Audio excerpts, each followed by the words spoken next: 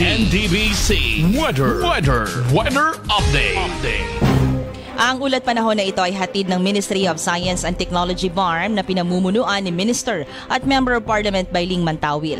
Pumasok na sa Philippine Area of Responsibility ang bagyong si Ramil at posibleng lalakas ito bilang tropical storm at posibleng dumaan ng Northern Luzon sa linggo. Ayon sa Pag-asa, ito ay magpapaulan sa silangang bahagi ng bansa, lalo na sa Bicol Region at Eastern Mindanao.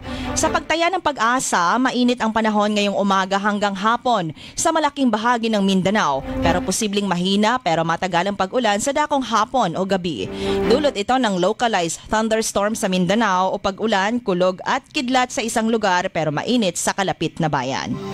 Ang ulat panahon na ito ay hatid ng Ministry of Science and Technology BARM na pinamumunuan ni Minister at Member of Parliament Bayling Mantawil.